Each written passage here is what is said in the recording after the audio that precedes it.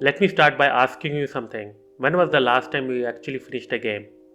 Not downloaded, not actually played, put it in your library, but actually finished the game. Yeah, that's what I thought.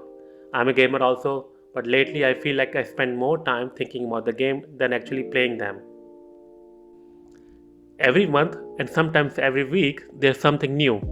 Big AAA titles, indie gems, early access, remasters, remakes, and DLCs, and instead of feeling excited, I feel overwhelmed. Something changed in the gaming, and it's not just you. By the end of this video, you'll probably realize why gaming feels so different now.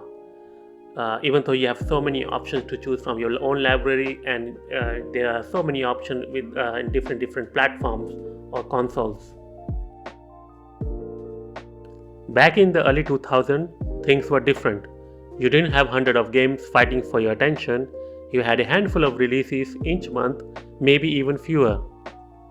You had maybe one or two new games you actually cared about, and because of that, every game felt important. You played one game for months, you finish it, replay it, talk about with friends. That game stayed with you, and you played them non-stop. You learned every level, every secret, every glitch.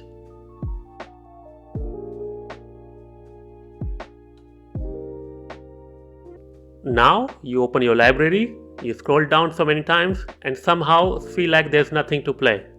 And I know I'm not the only one. There is actually a term for this now called the backlog crisis.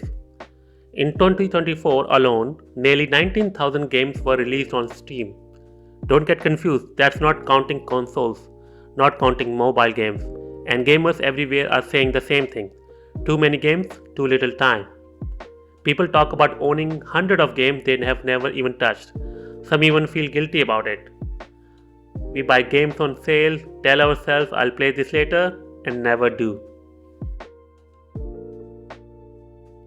And gamers are talking about this on platforms like Reddit, Discord, that they have a backlog crisis and they feel choice paralysis, that they have so many options but they don't know what to do. So honestly, that feels very hard to me also, and because gaming used to be simple, now it feels like it's a Netflix and we have so many options to choose from, but nothing to watch or nothing to play. And here's the part that really hits. It's not just the game that changed, we did. I'm not a kid anymore. I have got a responsibility, a job, a marriage. Back then I had time, whole weekends, late nights, school breaks. Now, if I get an hour to play, that's a good day for me. And when you have only 1 hour, you don't have to waste time and picking the wrong game. So sometimes you don't pick anything at all. And then there's this other problem, and no one's like to admit.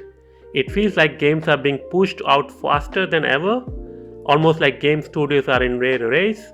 And yeah, there are still amazing games out there, but there are also a lot that feels unfinished to me.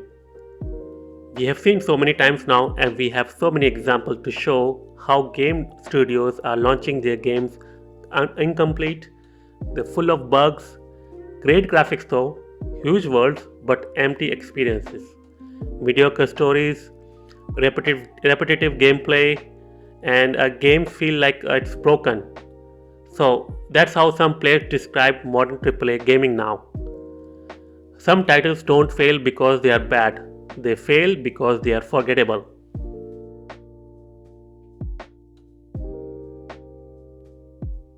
The truth is, the gaming industry has exploded.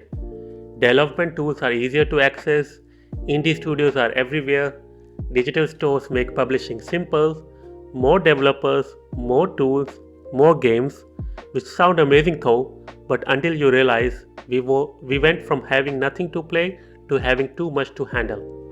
We are drowning in games. Even industry analysts say the market is becoming oversaturated, making it harder for games and players to keep up. Some great games don't fail because they are bad, they fail because nobody even noticed them. So now we are stuck in this very weird place. We love gaming, but we are so tired. We feel exhausted. We feel disconnected. And maybe the problem was never between the number of games, or maybe it wasn't the gaming industry.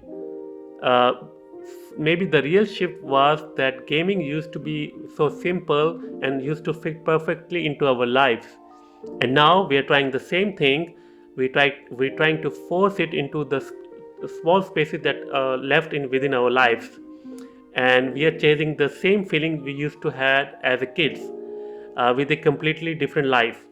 And that's why nothing quite feels the same, and not because games are worse, but because the way we experience games has fundamentally changed. So maybe the goal isn't to play more games, maybe it's time to learn how to enjoy them differently, even if that means playing less.